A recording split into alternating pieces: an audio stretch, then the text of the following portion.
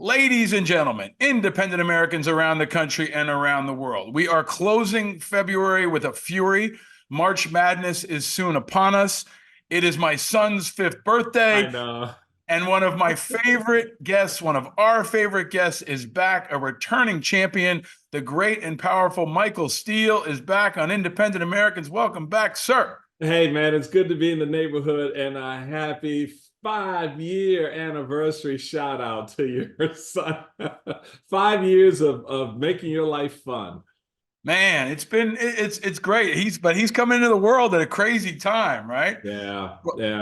Folks watching on video, I did this for you too, Michael. I've got balloons. I see the balloons, man. It's looking good. I'm bringing the fun that you don't have on MSNBC that we need more of, right? You and I both know we need more fun. I think we probably need more drinks. We definitely need more drinks. I have my speaking of which, I have my Dad of the Birthday Boy shirt on. See that? I love it. But you were saying? I'm saying, speaking of drinks. Yeah. Well, we're all going to need a lot of coffee and a lot of drinks in the next couple of months. But welcome back. It's good to be with you, man. Great to have you here. First off, congratulations on the new show. Thanks. Yeah, the weekend is a lot of fun. We're on Saturday and Sundays from 8 to 10 with Simone Sanders Townsend and Alicia Menendez and myself. And it's really good so far to just kind of create this space where we can get on with live guests. I mean, that's really a big selling point of the show, is that we actually have people physically at the table with us, which, makes a big difference in how the conversation feels and how it sounds. And you can look someone in the eye and they say something, you kind of follow up immediately. And so it's kind of a nice space for us right now. And it's doing well. I mean, the response for the public has been good. The network seems to like it. So yeah, I guess we live to survive another week, right? I think, it gives me some hope for the future of the media, like the powers that be finally gave you a fucking show, which is like long overdue. It's not. I appreciate that. Simone has been great, and Alicia and I have been meeting almost once a week since Nicole was out on maternity leave. Yeah. And Alicia and I go way back, almost 2 decades. So it's been exciting to see her rise to this moment. But you're right about the in-person part. That's why I always go in studio with Nicole and with News Nation, with others. Yeah. When you're there, you have that chemistry and that feel for each other that I think is really important and missing. And I'm still struck by like how shitty some people's home setup is. So I also think it's for the audience. Like, you could look good, we look good, but some of these people are like in the back of their car and and it's just, I think it's a kind of at this point, it's a little bit of a disrespect to the viewer, Well, yeah, you'd think after 3 years you'd be able to, at least get a decent backdrop, something that people can tolerate looking at for 6 minutes. But look, it's the conversation in the studio, as you know, is so much more dynamically important than what you have gotten since the land of Zoom arrived. And I think, for our show, it's a good feel. I'm looking forward to getting you on, to have you on set with us. And it's just, the way the show will operate, we'll do 2 weeks here in DC with all of us. We'll do a week where all of us are in New York, and then we'll have Alicia in New York and us in DC. So kind of, cover the Excella corridor that way. But we've got options, we got good guests, and the conversation right now couldn't be more important, as they say. So I'm excited about it. And bookings matter, and I also think the format matters. And I think part of why you guys are doing well is because people are sick of the Sunday morning talk shows and the standard kind of format. And yours is a little more freewheeling. It's what I've tried to do in my show and everything I'm doing. I mean, I keep saying this to folks, but the future of media is not, frankly, it's not Meet the Press or the standard Sunday morning talk shows. It's like Pat McAfee. Right? It's a lot more freewheeling. It's a lot more honest. It's a lot more spontaneous. And that's something that even with our show, and I'm a little bit more of the maverick in that regard, in terms of really pressing and pushing to do exactly that, to be more freewheeling, less scripted. And by scripted, it's just reading the sort of setup, for the conversation, but to more spontaneously evolve into the conversation, and sort of be able to pull something out of your guest that you otherwise wouldn't get. I mean, why I love doing your podcast, you doing my podcast, is that we're just two guys who, are trying to get a clue. And the clue we get, we try to share with everybody else. And we want to do it in an honest way in which there's no bullshit, there's no pretense. It's just Paul and Michael saying, this is how we see it. Now, you can agree or disagree with that, but that's the point. We want to engage you that way. And so when you get in situations, as you know, where, you have this sort of rote kind of formulaic approach, it becomes boring to the audience, and it's boring to the guests. Mm-hmm. Because they're sitting there going, oh my God, hurry up. I got to go wash my hair. Yep. And that's saying something for me and us, you and me. When we say we got to go wash our hair, you've reached a point where that conversation is not going real well. Well, I think, I want to dig into all of it. And I think it's a really interesting time in cable news, in media, yep, and in politics, where there's so much disruption happening. But let me go back to you, because, you having a show, I think, is important. I've been saying that out loud and to you privately You've been for a long time for a lot of reasons, but also because, MSNBC can be the echo chamber. When I'm over there, sometimes I feel like the most conservative person by default, and that's like being, the fastest 80-year-old. I mean, it's, but let me go back to you. How are you, and where are you? You're in Maryland, it looks like, but where are you? I'm in Maryland. I'm in Maryland, and this is my home state. And for folks, just as a little background, I was born here in Maryland at Andrews Air Force Base. I was raised in Washington, D.C., so I'm a native Washingtonian, and spent my entire life growing up there, and stayed pretty much locally in the area. So this is my base camp, if you will, and it affords me an opportunity, certainly given having grown up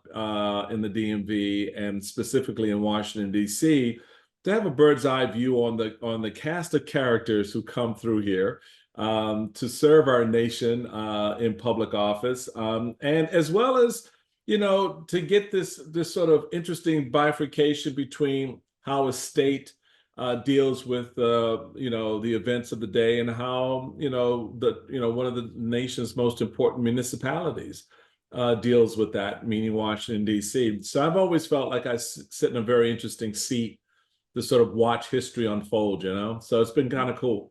Good. And let me ask you now, because I don't know what Nicole's official categorization is. Are you the only Republican hosting on MSNBC right now?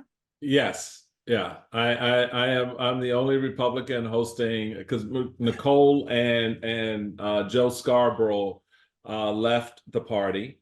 I'm still in the party. It's not much of a party. So let me ask a follow-up, on so many levels. Every time we visit, we check in on a couple things. So let me ask you now. So you're still a Republican? Now, every time I talk to you, I'm going to say that, right? Yep, you're still a Republican.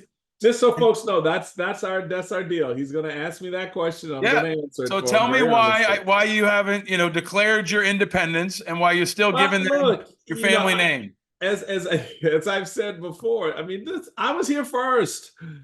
Hell, I was here first. I've been a Republican since 1976. And if this thing goes off the edge into complete fascism, and we've got an autocrat in the White House, are you staying on board for the whole ride, or what? Likely not. I mean, at that point, if Donald Trump gets elected this November, that changes a lot. It changes a lot, not just for me, but for a lot of Republicans who are still inside the party. Yeah, that's a really important question, because I want to dig into that as we think about what we're seeing from Michigan and what we're seeing from South Carolina. I ask Kinzinger this when he's on I ask all Republicans who come on, especially the ones that are moderate, independent minded. Right. So for you, the break point is not whether they nominate him, but if he's elected. If he's elected, Michael Steele is out. Yeah, the nomination we know. I mean, that just speaks to the wasteland that the party has become. You know, it cannot imagine itself in any other place except for wherever Donald Trump is.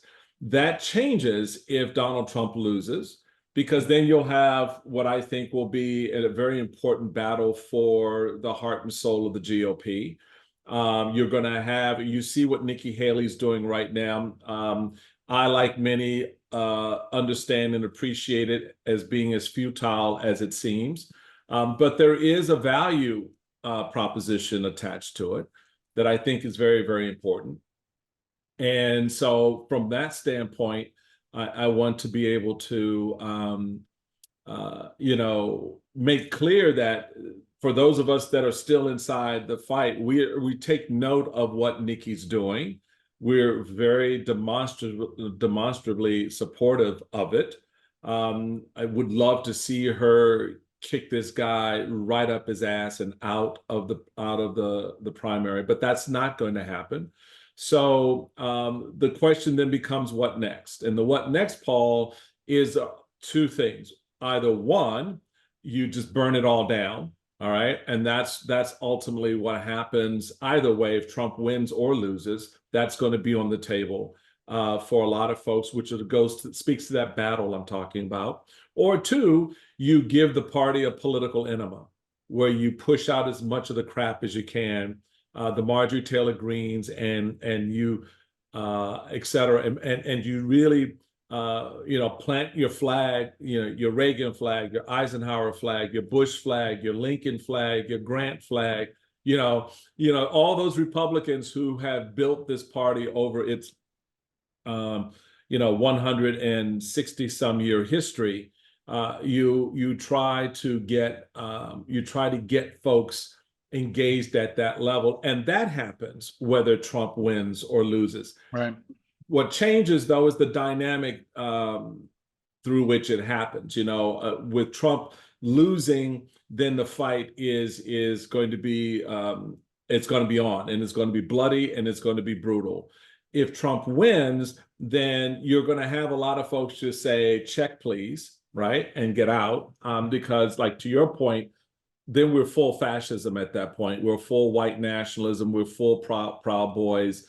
And you and I are going to be battling very differently against this menace over the next 4 years. So that's one thing. If he wins, then you also have the opportunity to sort of create the battle still within, but it's going to be a little bit more subtle, because what you see Trump doing right now is not only dominating the party, but putting in place the people who will lock in his control of the party. And you need to understand why he's doing that. He's doing it because he needs the RNC to write him checks. This man owes $500 million as of today. Right. And I suspect as of the summer, that could be close to $1 billion that this man is going to owe.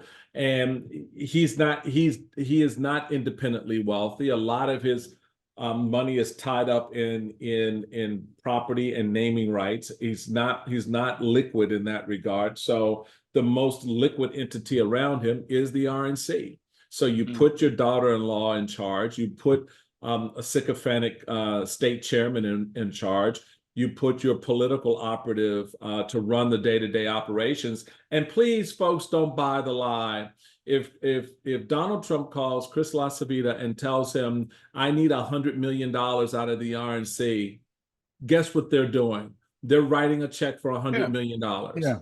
So all of this, So he's going to run it. That ain't happening and all that. Yeah. No, I'm not stupid. He's going to run it till the wheels come off. It's going for broke, right? But let me ask you this before we get to the whether he wins. I want to like I've been deconstructing what we're seeing from these primaries. And I think a lot of the media is stupid and they're just calling the weather as they see it and they don't understand the bigger story or the deeper parts of this country. And what I think is being underreported is not like every headline says Trump crushes Haley, right? But she got 30%. Okay, 30% of the GOP said hell no to Trump. 100,000 people in Michigan, right? Period. Hold on, let me just finish if I can. So we saw a significant pushback in New Hampshire, right? We saw some pushback even in South Carolina. Yes, he destroyed her in South Carolina, but she got a significant percentage. So the question for me is, I think that his base is narrowing.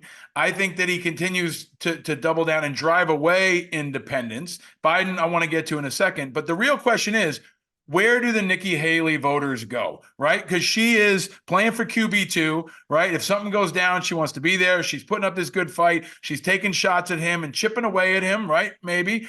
But at the end of the day, the people who voted for her in Michigan and in South Carolina and in New Hampshire, where do they go? Do they vote for Biden? Do they vote for RFK Jr.? Do they stay home? You're an expert on the party. Where do you see those critical people going? So let's understand, and I want to correct your numbers a little bit because I think that this has been this is where the media fails the American people and they fail the conversation. So they look at New Hampshire, 43% for Nikki. They look at South Carolina, 40% for Nikki. They look at Michigan and there's 30% for Nikki. And they say, oh, she's eating into Trump's base. No, she is not. She's not eating to Trump's base because Trump's base is not voting for her, number one. Right. Number two, if that 43%, 40%, and that 30% are votes that were conducted in an open primary, meaning Democrats and independents also voted in the Republican primary, which distorts the number and the support that she has among Republicans, because only Republicans will elect the nominee, not Democrats and independents, because after March 15th, every race is a winner-take-all race. Right. So there are no more open primaries. There is no way for Democrats and independents to vote for Nikki after March 15th. The Michigan race, again, because Joe Biden was on the ballot, which is possibly why her numbers were smaller than they were, which is a closer reflection of her support within the GOP. But still, there were Democrats and independents who voted for her. Again, do not show that Nikki has a groundswell. So you really have to understand that the Republican base is not voting for her, which goes to your point. Well, where does her vote go? Yeah. If I think we're kind of in heated agreement on that. Like, I think we could dissect the numbers, but at the end of the day, where does that go? Whether it's 20% or 10%, we're talking about a key swath. Where do you think they go as you break it apart? Well, I can't help being a party chairman. It's important. It's important for people to understand, because I don't want people to sit out there and think that there's all this, like all of a sudden she's moving the needle inside the GOP. But whatever percentage you say, right? We'll say some are Democrats, some are independents. If you were going to break those three segments apart, the Republicans that voted, whatever number they are, which will be critical. They're not voting for Donald. They may or may not vote for Donald Trump. Republicans are very loyal about coming back home, which is why you see all these Republicans, when they're asked, if Donald Trump is the nominee, who rail against Donald Trump, and they ask him, well, if he's the nominee, will you vote for him? They say yes, because their fealty to the party is still the greatest pull for them. And they cannot find themselves, unlike myself, sitting in a situation where they go, well, let me weigh the party versus the country. Because it's not about Joe Biden and Donald Trump. It's about how I feel about Donald Trump being in the White House. And so that, to me, is the value proposition for the country, not a value proposition for my party. Sure. And so I don't think that Donald Trump loses too much from Nikki Haley. In fact, if Nikki Haley drops out, when she drops out, I think she endorses him. And the reason that I think she endorses him is because she wants to be viable in 2028. Right. And if she doesn't endorse the putative nominee in 24 and then goes before that same electorate in 4 years and asks them to nominate her, It ain't happening. So at the end of the day, Michael Steele says not, 10%, 5%. What percentage of the GOP? I can't put a percentage on it. Okay. I can't. So whatever percentage it is, you're saying most of them, 90% plus, will go back to Trump. Republicans come home to their nominee in the general election battle. That is the main. Now, what about the independents? Let's talk about the independents, which independents tend to be center-right voters. At the end of the day, independents are made up of disaffected Republicans and disaffected conservative Democrats. And so at the end of that day, they will the Republicans especially will more than likely break closer to Trump than to Biden. Now, that having been said, the reality of it is there are things that can further that narrative in a way away from Trump than closer to Trump. It's certainly the political trials, his own behavior, and more importantly, I think, Paul, the reminder of what those 4 years of Trump were, the reminder of how this man sounds about issues, what he says about people, what he thinks about things. And the press has stopped doing that. It was always this sort of battle. Oh, do we roll his rallies? Do we tell people what he said? Do we share that? And they got away from that. So what happened when they got away from it?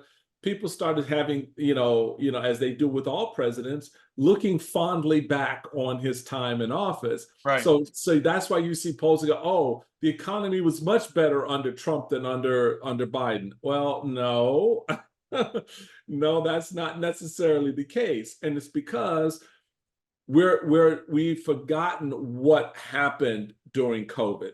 We forgot what happened at the border and elsewhere. So I think the more those stories get in place, the more they reinform the independent voter. And we've seen already recently in polling, to the extent that they are reinformed, they don't break for Trump. Right. So yeah, I think we're in heated agreement on most of this. Democrats are going to come home to Biden. Republicans are going to come home to Trump. And then there's going to be a fight over this critical group of Republicans who might, small number, whatever, they might leave Trump and go for Biden.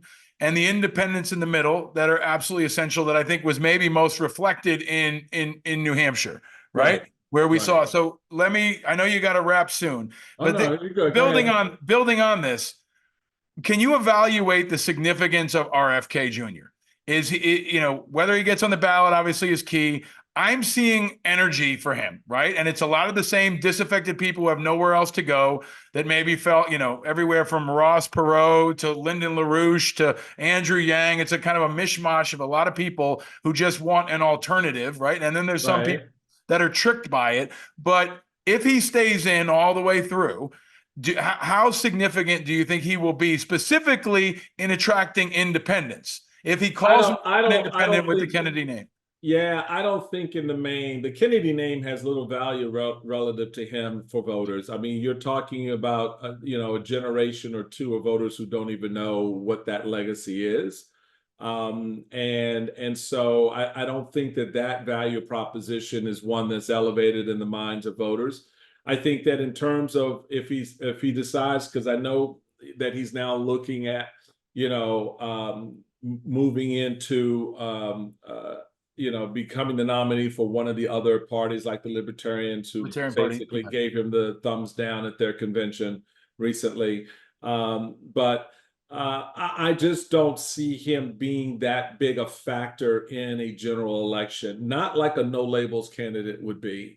Because a no labels candidate would likely have a well-known, well-regarded Republican or former Republican as their presidential candidate, along with a Democrat. Is that going to happen? Where they said March they're going to announce. We all know that they've asked some people, and a lot of people have said no, right? Yeah. And now it's almost March. They're going to pick somebody, and who do you think it's going to be? I don't know who it's going to be, because all of the leading contenders on the Republican side, I think, as you noted, have said no, from Huntsman to Hogan. You've got Democrats. You can't put a Democrat at the top of the ticket, because then that becomes head to head with Joe Biden in a way that, No Labels claims that they're not trying to hurt Joe Biden. But they are, that candidate, that effort will hurt Joe Biden. They're in 17 states, 16, 17 states right now. I don't know if they get to 50 states. If they don't get to 50 states, then you're going to have this hodgepodge of, maybe 25 states, 30 states with a no labels presidential candidate, and 25, 30 states where there is no no labels candidate, which makes for a complete mess. So between the RFK Jr. effort and the no labels effort, all of that works to Trump's advantage. All of that works to Trump's advantage. And the key reason it does is because the Trump voter is the most committed voter on the planet. They will turn out on election day to vote for Donald Trump this cycle because they want to take America back to finish the fascist work that they started in 2016. And that's that. It is about retribution. It is about revenge. It is about remaking America in Trump's image, whatever the hell that is. I'm sorry, sort of fake blonde hair and orange skin is not a good look on any day or on anybody, especially me. I don't look good orange. So the reality of it is we need to understand what the proposition is, what the agenda is. And regardless of what you think or feel about Joe Biden, give me the 81-year-old man who's not a fascist and who actually understands. I hear you on that. The Constitution. I hear you. Over the 78-year-old who wants to be a dictator. Michael, who's Trump going to pick for VP? There are a number of folks whose names have been popping around. I still think it's Elise Stefanik. I think she offers him a lot of what he wants. He gives her. She gives him the enthusiasm of a Carrie Lake, the elevation of a Mike Pence, meaning someone with a bit of gravitas. He's a member of Congress, and more importantly, the absolute fealty that he's looking for in his next vice president. Miller or Bannon or anyone else like that. Yeah, I think it's as good of a bet as any others. And do you think, is Carrie Lake going to beat Gallego in Arizona? No. You think Gallego's going to pull it out? I think so at the end of the day, yeah. I mean, Carrie Lake is Carrie Lake wasn't running in that race, in a tight race. She'd be a pretty good option in the Trump prism, right? He'd look at her and say she checks a lot of boxes for him. Really. No, because the last thing Trump wants is someone who's prettier than him and more importantly, can draw cameras away from him. I hear you on that. Okay, two quick final ones here. Everybody's talking about Biden having an age problem. I think that the part that people are not talking about is he's also got a Kamala Harris problem, which is a part of what's baked in, especially for independents around Biden. If you're uneasy about Biden and you're okay with the Harris, it's one thing. If you're worried about Biden's age, if you were going to cook up like a candidate in a lab who would drive away moderate, Republicans and disaffected Democrats, it would be a California senator who never served in uniform, who's a black woman, right? Like, does he have a Kamala Harris problem in addition to having an age problem? Because a lot of people that are maybe on the fence don't want her as president, frankly. Right. Well, I don't know what her being a black woman would have to do with any of that. And I would hope very little, if nothing at all. But being a California senator, being a liberal, yes. So unless we're saying that race is an issue for people in terms of not wanting to have a black that's what I'm saying. Yeah, I think people are racist, and I think it's baked in, and it's part of what people. I agree with that. I'd agree. A lot of the noise around Kamala Harris at the end of the day sticks on two poles: one, that she's a woman, and two, that she's a black, an African American. So there may be a Kamala Harris problem, but ain't a damn thing anyone can do about it.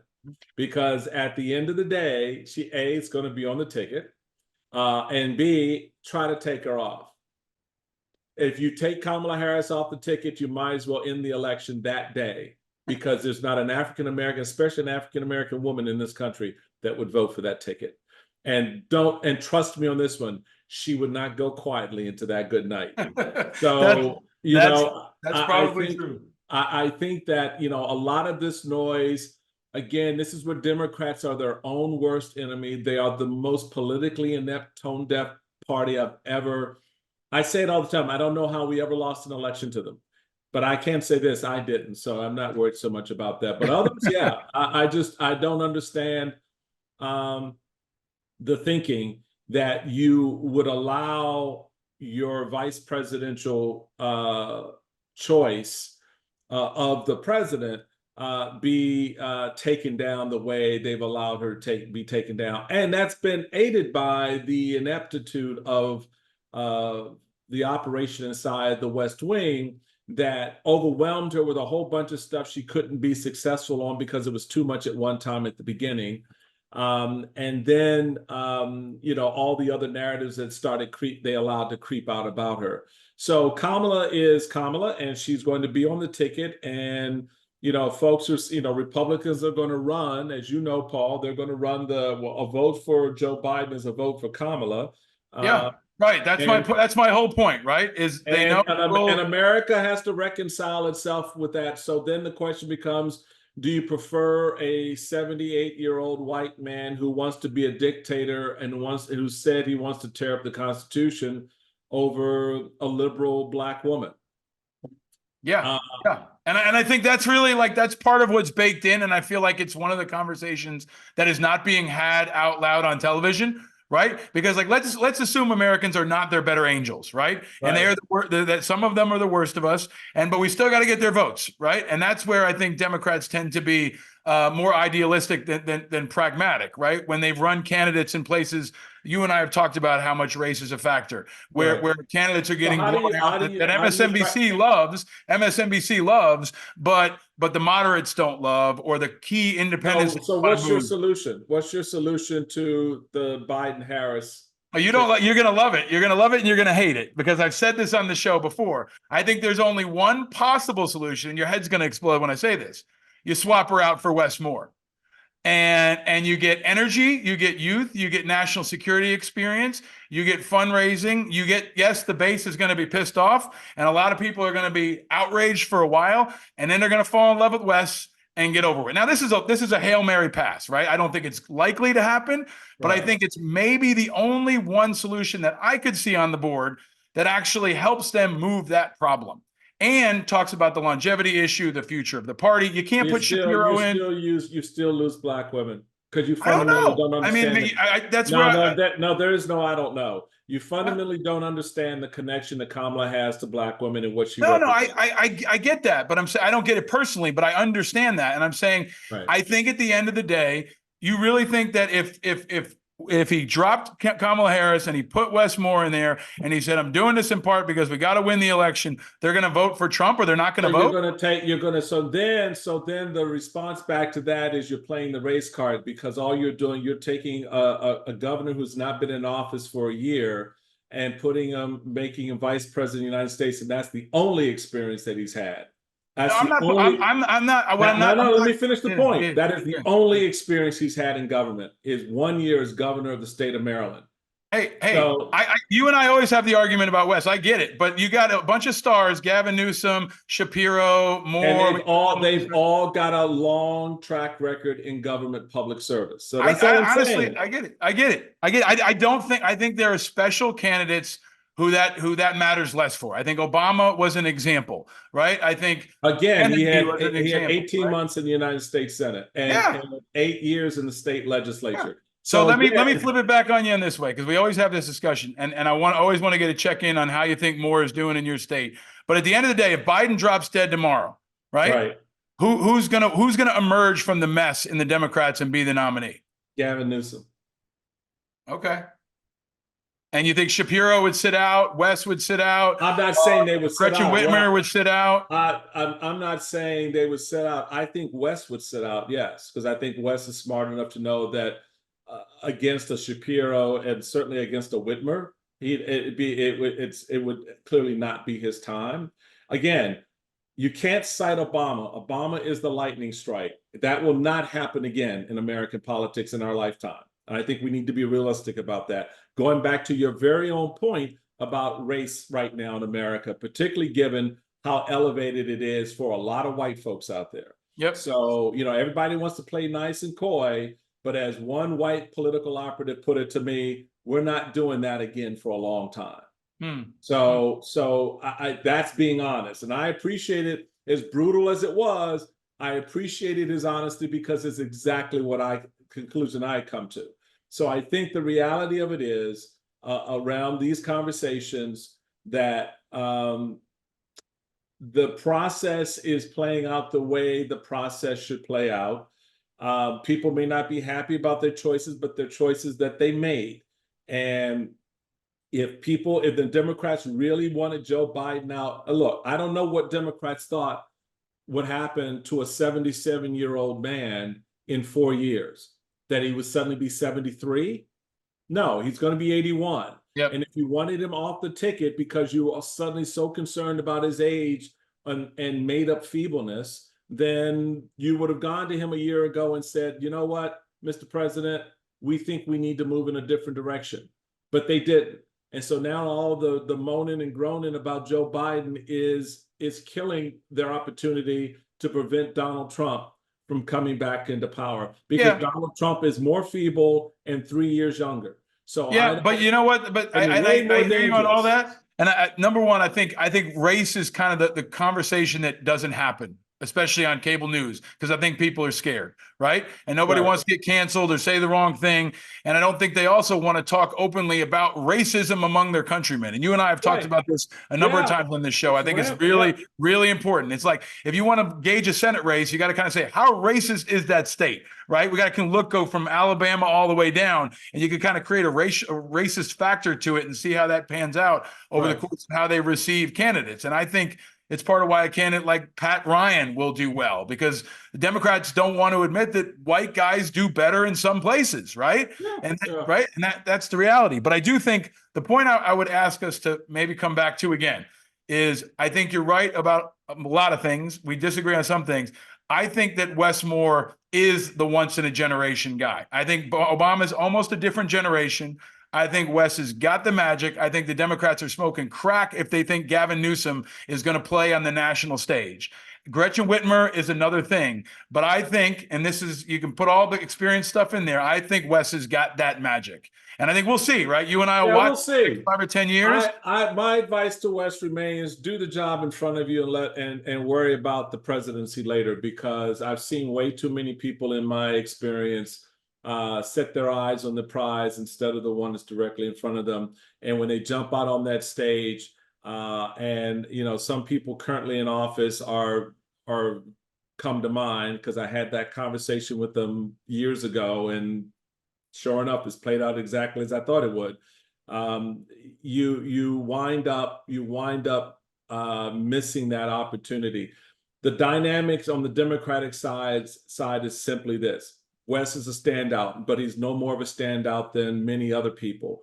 And so I think that is going to be a very important opportunity and challenge for Democrats. When you look at their bench, they've got a deep bench. They've got a good cadre of governors. They've got a good cadre of U.S. senators. They've got a cadre of former governors. So they have a bench that we do not necessarily have on the Republican side, in terms of being able to capture the imagination of voters in a way that generationally will change the trajectory of American politics. So look, Wes is doing okay here in Maryland right so far. They're in session now, and they're doing okay. Great. Year one grade from Wes Moore in Maryland is okay. We'll give no, he's doing okay now. It's got to be a good B, a solid B. Okay. Yeah. And now Larry Hogan's coming back on the scene, which is going to be interesting for everyone. Hogan changes the dynamics here in Maryland. Yeah, I think that Senate race is now in play for Republicans in Maryland, and I think he represents you know, some comparison and some contrasts for Wes and for other Democrats here in the state. Yep. So yeah, I mean, I think that you're going to see a lot of that kind of play over the next few months. But you've got, I think the bottom line is, nationally, there's a lot of energy around Gavin Newsom, but there's also a lot of energy around Whitmer. There's a lot of energy around Shapiro. There's energy around Moore. And so as the 2024 race, which is Biden-Trump, unfolds and plays out, it sets up what 2028 looks like for all of these individuals. And, for Wes Moore, his reelect is in 26. Should he get reelected, then he will be in the position as a one-term incumbent, and then make that decision to run for president. But knowing that the political landscape in 28 is not going to be 24, and Yep. so it will make or break him and others based on what happens in the next 4 years with whomever is sitting in the Oval Office. I think that Democrats in the MSNBC crowd are overinflating Newsom and Shapiro and their popularity, in my view, and especially among independents and among moderates, right? Like now, Gretchen Whitmer, maybe we'll see Wes Moore, a little bit more of a blank slate on the national stage, right? Others as well. So right. I think there's some room for them. And part of why I always go back to Wes and a few others is because he's got the national security experience. He's got the time in uniform. I think that story is always very powerful with independents and with Republicans especially. That could have been a better differentiator for DeSantis, and part of his incompetence was not playing that up more. But I think there's a narrative. Yeah, but I think if he played it up, it really wouldn't have mattered. But I'll take a little bit of exception that it's not the MSNBC, media crowd that's all in on Gavin. I was literally just in Pennsylvania and doing an event, and had folks who came from the audience and Democrats, and they would express it because we had this conversation about presidential candidates, and they expressed they like Gavin Newsom. Yeah, Democrat. There's no doubt Democrats. I'm just saying that's a given. Yeah, I don't sell short now. Now, whether he will translate in an electoral sense, that's a whole different conversation. That's my point. Everybody, everybody, Shapiro, Moore, all of them, running for governor is not the same as running for president. How many? Just ask President fill in the blank, because the reality of it is it doesn't play out that way. Well, look, I wished one thing. I wish that you were running instead of Larry Hogan, and I won't say any more than that. Okay. Right. And if you can't be in the Senate and you can't be in elected office, I'm glad you finally got a fucking show. Right. That is overdue.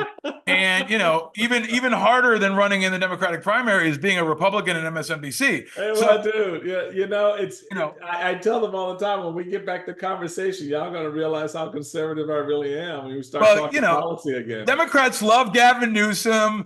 They love, they love Stacey Abrams. They love you. They love you. And you have been accepted in there in a way that I think is very important, because you're a voice of reason in what can kind of be a little bit of a crazy place sometimes. So it can be. It can be, and which is why I love having you on that air, because it's important to have that strong independent voice, frame issues around policies and things that are happening in the country, so that there is a broader lens through which we're looking, right? That is a better reflection of every American's perspective out there, as opposed to just the hard left or the hard right.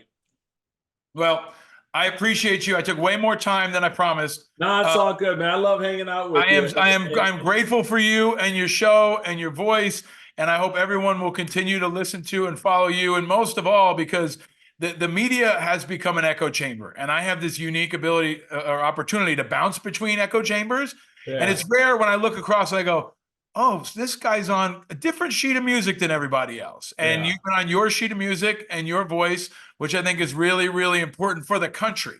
And it's mostly the same. I mean, I love it. I think we're two sides of the same coin, man. And it's just, for me, it's just good to know that in this battle for our country and for important public service and leadership that we're fighting as a team here. And it's just good to hear you doing your thing and seeing you out there, and to know you're raising the next generation is going to follow in your footsteps.